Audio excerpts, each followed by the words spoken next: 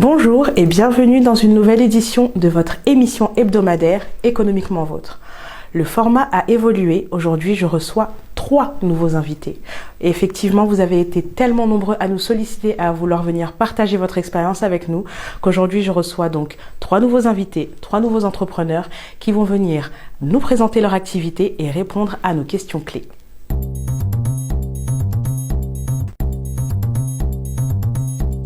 Je suis Madame Gonçalves Irman, la directrice générale de IG Location. IG Location qui a pris naissance en juin 2019, qui vous propose une voiture 100% électrique, spécialement la marque Tesla.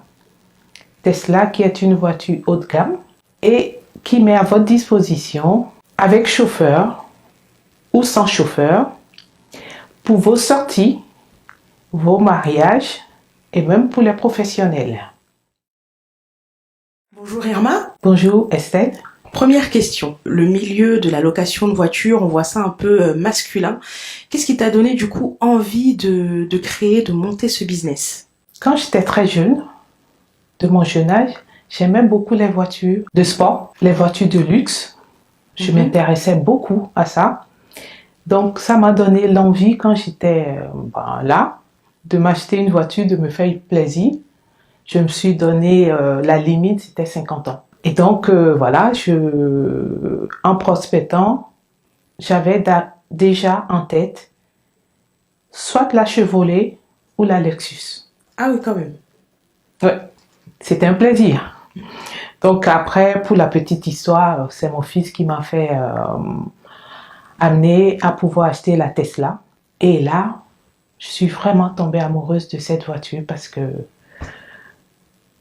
je n'achète plus d'essence. Et puis voilà, elle est très belle. Concernant le milieu du masculin, c'est un défi.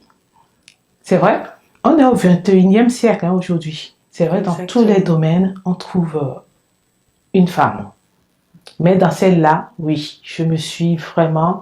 Je découvre tous les jours parce que les gens, quand j'arrive, ils s'attendent à voir un homme et ils voient une femme. Ils disent, ah ben ça change un peu. Et ça fait plaisir de voir une femme conductrice. Est-ce que tu aurais un conseil clé à donner à des personnes qui souhaitent se lancer dans l'entrepreneuriat? Je dirais pas un conseil, des conseils. D'accord. Je pense que ça c'est 3 grands points. Avant de se lancer dans l'entrepreneuriat, ça part d'une idée. Donc la première chose, c'est l'idée. Il faut que ça soit mis sur papier. Donc le conseil, c'est stylo et papier. D'accord. Vous soumettez votre idée. Après, ça se transforme en projet. Et le projet, il faut avoir les bonnes personnes autour de vous pour vous conseiller. Sinon, votre business, c'est à l'eau, je dirais, dans 1 an ou dans 2 ans. D'accord. La troisième chose, ne faites pas comme tout le monde, s'il vous plaît. Parce que telle ou telle personne a créé une entreprise, moi aussi j'ai envie de créer une entreprise. Non. Il faut partir déjà sur le pourquoi. Pourquoi je dois créer cette entreprise? Et le pourquoi est tellement important parce que c'est ça qui va vous permettre de vous lever tous les jours et de vous dire, mon business doit fonctionner, mon business doit avancer, mon business, c'est l'avenir.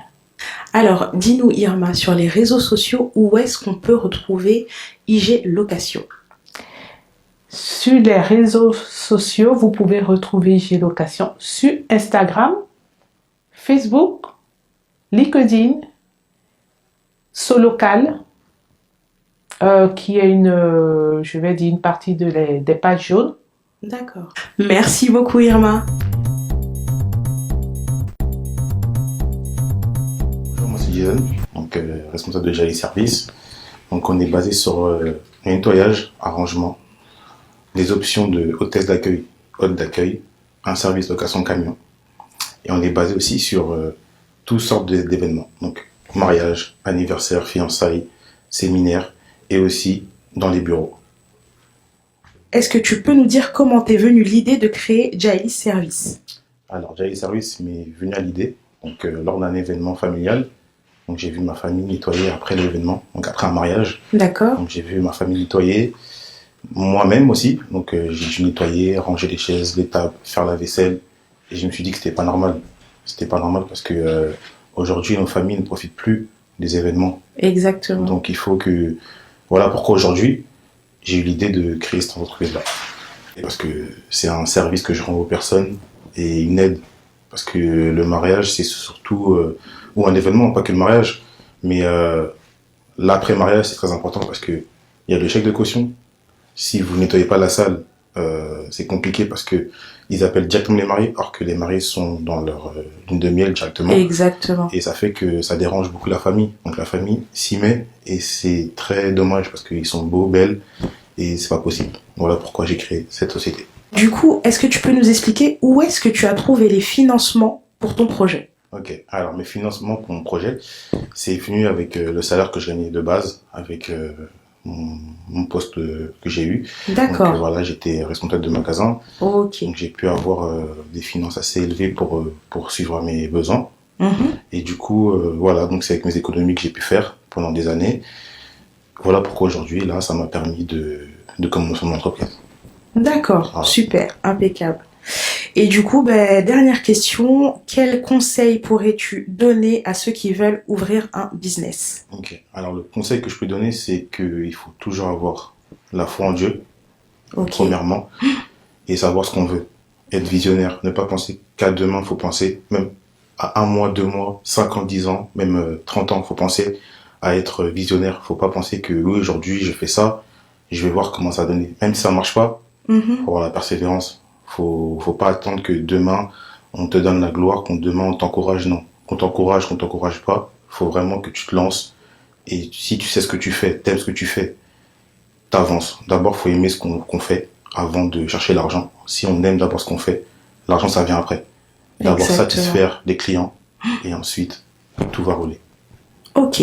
Est-ce que tu peux nous dire où est-ce qu'on peut te retrouver sur les réseaux sociaux? Alors, me retrouver, donc c'est simple. Donc sur Instagram, on n'a que Instagram pour le moment. Donc c'est D'accord. Jaili Service. Donc Jailis-8 Service. Et tout se passe là-bas. Ok, super. Voilà. Merci beaucoup, Jason. Merci à vous.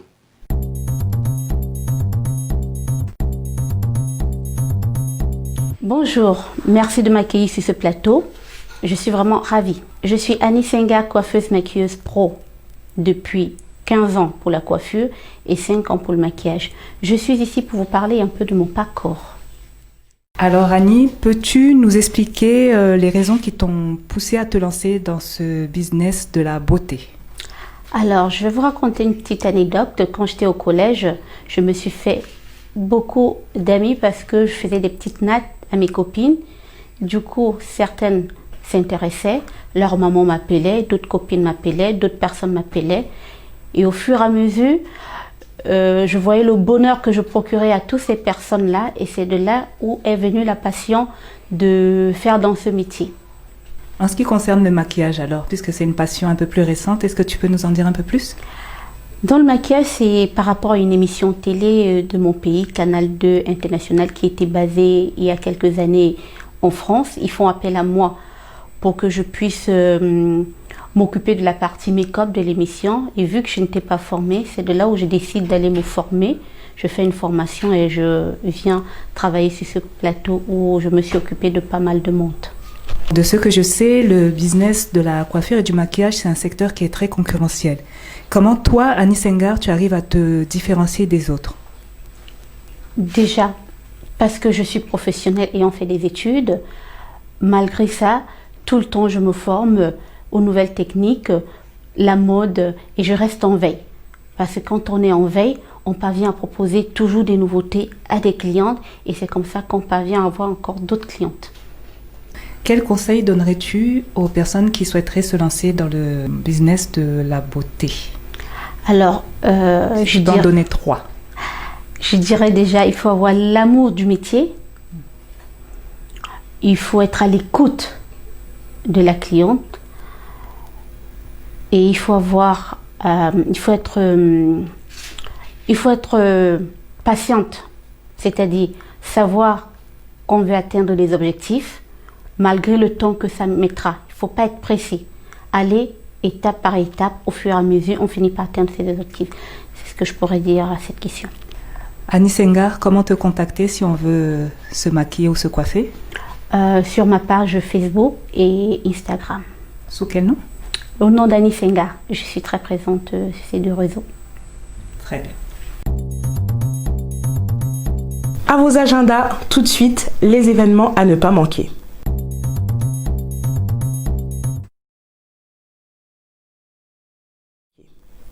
Pour commencer, nous avons le salon Business Africa qui aura lieu les 24 et 25 octobre sur Paris. Ensuite, vous avez le Zion Kick-Up Startup qui organise le salon international de l'afropreneuriat qui aura lieu cette fois-ci en Suisse le 20 novembre 2020. Et pour finir, nous avons DJ Omar, notre DJ préféré, qui vous invite chaque vendredi soir à partir de 19h, oui c'est bien ça, 19h, jusqu'à 1h30 pour finir la semaine en beauté au Groovy sur Paris. L'adresse vous est communiquée pareil, juste en dessous de l'écran. Votre émission est maintenant terminée, mais je vous donne rendez-vous vendredi prochain pour une nouvelle édition. N'oubliez pas que si vous voulez participer et venir nous présenter votre activité, vous avez le formulaire joint à cette vidéo pour vous inscrire.